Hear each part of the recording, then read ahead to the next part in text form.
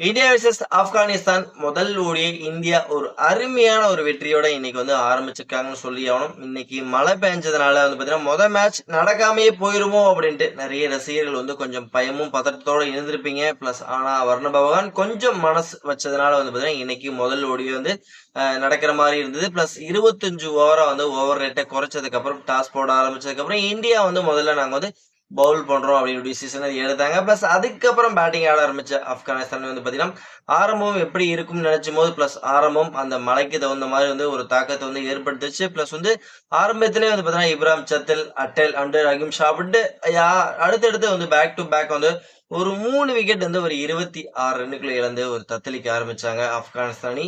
அதுக்கப்புறம் பாத்தீங்கன்னா வேற level comeback, especially Gurbaz and ஆப்கானிஸ்தானோட கேப்டன் அஸ்மதுல்லா 2 பேரும் சேர்ந்து ஒரு சூப்பரான ஒரு பார்ட்னர்ஷிப்ங்கிறத அந்த இடத்துல போட ஆரம்பிச்சாங்க. பிளஸ் அந்த ஒரு பார்ட்னர்ஷிப் பாத்தீங்கன்னா ஒரு சைடு கேப்டன் பொறுமையா நிதானமா விளையாடுறாரு, இன்னொரு சைடு குருபாஸ் இந்தியாவோட பவுலர்களை போது தும்சம் செய்ய ஆரம்பிச்சாரு. 8 பவுண்டரி 8 சிக்ஸ்ன்னு இன்னைக்கு வேற லெவல் இன்னிங்ஸ் பெர்ஃபார்மன்ஸ் பண்ணதுனால இன்னைக்கு ஒரு அருமையான ஒரு 100 பதிவு பண்ணாரு குருபாஸை பொறுத்த வரைக்கும்.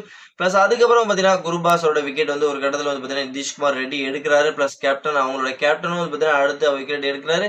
பிளஸ் அதுக்கப்புறம் பாத்தீங்கன்னா ரன்ஸ் அப்படியே டவுன் ஆக ஆரம்பிச்சது. வந்தவங்க எல்லாம் ஒரு அதிரடி காமிச்சு ரன் ரேட்டை எங்கேயோ ஏத்துன்னு பிளான் பண்ணி வந்தாங்க. பிளஸ் ஆனா வந்தவங்க எல்லாம் அதிரடி காமிச்சு பாத்தீங்கன்னா டக்குன்னு விக்கெட் இழந்ததுனால இன்னைக்கு 24.5 பாலுக்கு பாத்தீங்கன்னா ஆப்கானிஸ்தானால வெறும் 194 ரன் மட்டும்தான் அடிக்க முடிஞ்சது. அனைத்து விக்கெட்டையும் இழந்தாங்க. ஓகே, இந்தியாவுக்கு டார்கெட் பாத்தீங்கன்னா 25 ஓவருக்கு 195 அப்படின்னு ஒரு டார்கெட் செட் பண்ண ஆரம்பிச்சாங்க. பிளஸ் 195 அப்படிங்கிற டார்கெட் நோக்கி ஆட ஆரம்பிச்சு நம்ம இந்திய அணி இன்னைக்கு ஓப்பனிங் பேட்ஸ்மேன் ரோஹித் சர்மா, சுபன் கில் 2 பேர் தான் ஓபன் பண்ணாங்க. ரோஹித் சர்மா இன்னைக்கு ஆரம்பத்திலேயே பாத்தீங்கன்னா முதல் ஓவரே பாத்தீங்கன்னா கையில கொஞ்சம் அடி வாங்கினார். பிளஸ் அதுக்கப்புறம் பயங்கரமான ஒரு comeback, back to back 2 six சும்மா தெறிக்க விட்டாரு. பிளஸ் அவரோட ஜோன்ல இருந்தது. அதுக்கப்புறம் பாத்தீங்கன்னா நல்லா போச்சு, 5 ஓவருக்கு 50 ரன் அப்படிங்கும் சூப்பரா போயிட்டு இருந்த போது பாத்தீங்கன்னா தேவையில்லாம ரோஹித் சர்மா ஒரு ரன் அவுட் மூலியமா வெளியேறினாரு. பிளஸ் அதுக்கப்புறம் இஷான் கிஷன் உள்ள என்ட்ரி கொடுத்து ஒரு அதிரடியான ஒரு பர்ஃபார்மன்ஸ் கொடுத்தாரு. இஷான் கிஷன் பிளஸ் கில் அப்படின்ட்டு 2 பேரும் மாறி மாறி ஒரு அதிரடியான பர்ஃபார்மன்ஸ் கொடுக்க ஆரம்பிச்சிட்டு இருக்காங்க. ஒரு கட்டத்துல பாத்தீங்கன்னா ரஷித் கானோட ஓவர்ல இஷான் கிஷன் தனது விக்கெட்டை இழக்கிறாரு. பிளஸ் அதுக்கப்புறம் ஸ்ரேயஸ் ஐயர் அவர் விக்கெட்டை இழந்தாலும் பிளஸ் ஆனா கேஎல் ராகுல் நான் இன்னைக்கு அதிரடியான பர்ஃபார்மன்ஸ் கொடுக்க போறப்ப அப்படின்ட்டு சும்மா வேற கில்லுக்கு சப்போர்ட் பண்ற வகையில இன்னைக்கு கேஎல் ராகுல் ஒரு அருமையான ஒரு பார்ட்னர்ஷிப் போட்டாங்க. இந்த ஒரு பார்ட்னர்ஷிப் இந்தியாவோட வெற்றி பாதைக்கு கொண்டு போச்சுன்னு சொல்லி ஆகணும். பிளஸ் இந்த மேட்சை ஈஸியா இந்தியா பாத்தீங்கன்னா ஜெயிச்சுட்டாங்கன்னு சொல்லி ஆகணும். சுபன் கில் ஒரு அருமையான ஒரு ரன்ஸ் அடிச்சாரு. இன்னைக்கு 80+ ரன்ஸ் அடிச்சாரு.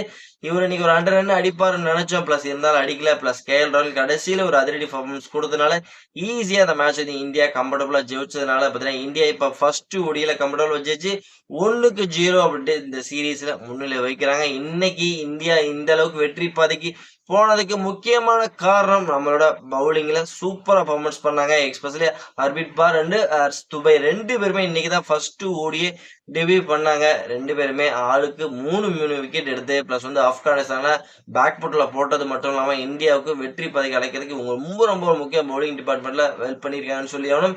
பேட்டிங்ல இன்னைக்கு எல்லாருமே நல்ல பர்ஃபார்மன்ஸ் கொடுத்திருந்தாங்க. பேட்டிங்ல இறங்கணும் எல்லாருமே. ஓவராலா இந்தியாவோட பர்ஃபார்மன்ஸ் இன்னைக்கு வேற லெவலா கிளாஸா இருந்ததுன்னு சொல்லி ஆகணும். ஃப்ரெண்ட்ஸ், ஓகே, இந்த மேட்சை பத்தி நீங்க என்ன நினைக்கிறீங்க அப்படிங்கறத மறக்காம நம்மளோட கமெண்ட் செக்ஷன்ல பதிவு பண்ணிட்டு இந்த வீடியோ உங்களுக்கு பிடிச்சா லைக் பண்ணி ஷேர் பண்ணி உங்க சப்போர்ட்டையும் ஆதரவையும் கொடுத்தீங்கன்னா ரொம்ப யூஸ்ஃபுல்லா இருக்கு நண்பர்களே.